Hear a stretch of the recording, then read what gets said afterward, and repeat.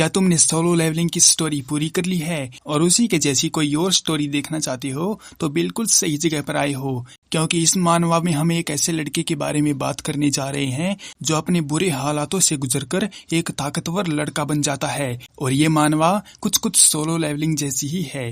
तो चलो ज्यादा देर ना करते हुए अपने एपिसोड 1 को स्टार्ट करते हैं।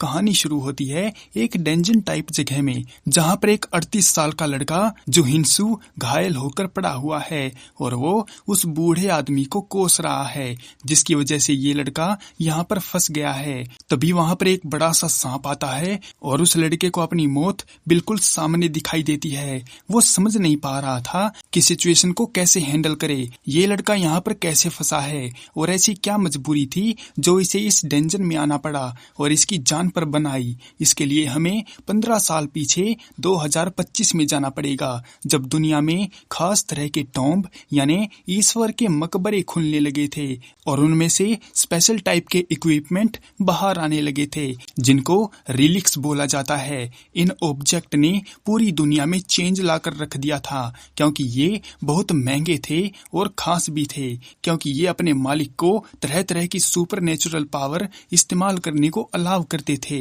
फिर तो पूरी दुनिया में एक रेस लग गई और सब लोग रिलिक्स को ढूंढने लगे ताकि उनको भी सुपर नेचुरल पावर मिल जाए। जो हिंसू भी बाकी लोगों के जैसे रिलिक्स को ढूंढने निकल पड़ता है। काफी मेहनत करने के बाद जो हिंसू की सोई हुई किस्मत जाग गई और उसे एक ऐसा ऑब्जेक्ट मिला जो टॉम्ब और रिलिक्स की सटीक इंफॉर्मेशन बताता था, और इसका नाम था द आर्कियोलॉजिस्ट रिलिक्स। जो हिंसू के हाथों तो मानो कोई बड़ा खजाना लग गया था और वो अब सबसे पावरफुल बन सकता था। लेकिन उसने थोड़ी देर कर दी थी, क्योंकि दुनिया में बड़े बड़े लोगों ने एक लॉ पास करवा दिया था। अब इससे होगा ये कि जितने भी पावरफुल रिलिक्स ऑब्जेक्ट हैं उनका इस्तेमाल सिर्फ ये लोग ही कर सकते हैं, और जो कोई भी इनका इस्तेमाल करते हुए पाया गया या तो उसको मार दिया जाएगा या जेल में डाल दिया जाएगा।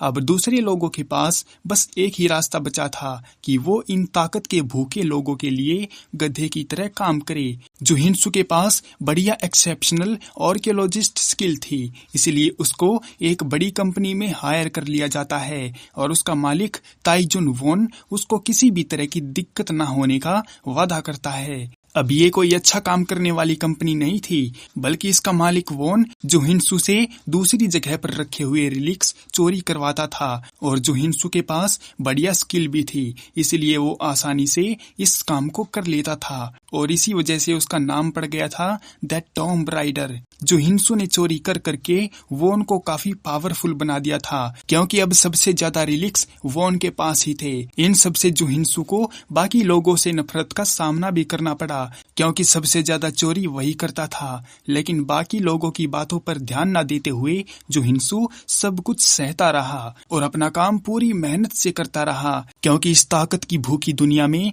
अब उसके पास और कोई काम भी नहीं है। लेकिन उसकी मुसीबत यहाँ पर भी कम नहीं हुई, क्योंकि उसका मालिक वोन उसकी स्किल से डर गया था। उसे डर था कि कहीं जो हिंसू अपनी ताकत को उसके खिलाफ इस्तेमाल ना कर दे। इन सब से निपटने के लिए वोन एक प्लान बनाता है और जो हिंसू को उसके बाकी साथियों के साथ एक खतरनाक जगह पर भेज देता है, जहां काफी पावरफुल मॉन्स्टर थे।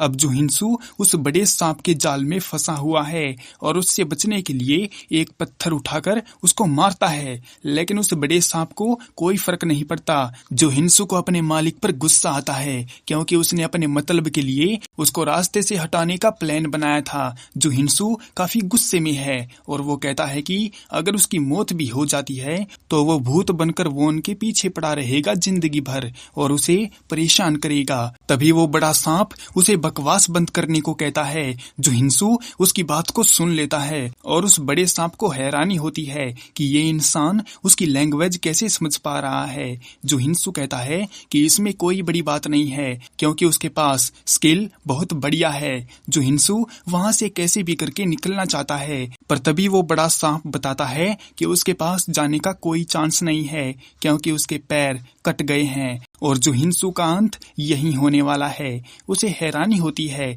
कि जुहिनसु को वो बढ़िया ऑब्जेक्ट आर्कियोलॉजिस्ट रिलिक्स मिल गया था, लेकिन वो इसका इस्तेमाल ही नहीं कर पाया। जुहिनसु को भी गुस्सा आता है कि वो अपनी मर्जी से जिंदगी नहीं जी पाया और उस लालची वोन की वजह से अब अपनी जान से हाथ धोने वाला है। फिर वो बड़ा सांप जैसे ही उस पर हमला करने वाला होता है तो वहां पर एक लाइट जलने लगती है। वो दोनों समझ नहीं पाते कि वहां पर क्या हो रहा है। तभी जुहिनसु देखता है कि उस लाइट में से एक चिड़िया बाहर निकलकर आ रही है। उस चिड़िया ने कहा कि वो जुहिनसु को एक मौका देगा खुद को साबित करने का, ताकि जुहिनसु किंग की पावर को अपने अंदर समा सके।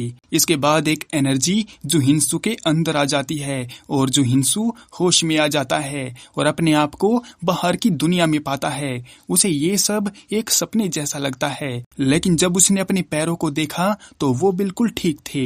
जुहिनसु परेशान है कि उसके साथ क्या हो रहा है, पर तभी उसका ध्यान अपने पास बैठे लोगों पर जाता है जो उसे ही घूरे जा रहे थे। जुहिनसु को पता चलता है कि वो मारपीट के मामले में पुलिस स्टेशन पर आया हुआ है। सामने बैठा ऑफिसर जुहिनसु से उसकी आईडी मांगता है ताकि आगे की कार्रवाई कर सके, लेकिन जुहिनसु का इस पर कोई ध्यान नहीं होता और वो अभी भी उस सपने के बारे में ही सोच रहा है। तभी वो ऑफिसर फिर से गर्म हो जाता है और उसे डांटता है कि इस साल तो उसके साथ कुछ अच्छा हो जाए, क्योंकि वो नहीं चाहता कि ये साल भी उसको परेशान करता रहे। ये सुनकर जुहिनसु हैरान हो जाता है, क्योंकि उसे पता चलता है कि वो 2025 में बैठा हुआ है और आज 1 जनवरी है। जुहिनसु बहुत ज्यादा सरप्राइज है क्योंकि अब वो 15 साल पीछे आ गया है। इसके बाद जुहिनसु की नजर सामने बैठे लड़के पर जाती है जो एक हाई स्कूल स्टूडेंट है। जुहिनसु को अभी भी याद है कि स्कूल टाइम पर उसकी न्यू ईयर पार्टी वाले दिन पर दारू पीने की वजह से उस लड़के के साथ मारपीट हो गई थी और वो पुलिस स्टेशन पर आ गया था। जुहिनसु को यकीन नहीं होता कि वो 15 साल पीछे आ गया है, तो फिर से उसे चिड़िया की याद आती है कि उसने बोला था जुहिनसु को एक मौका दिया जा रहा है ताकि वो किंग की ताकत को अपने अंदर समा सके।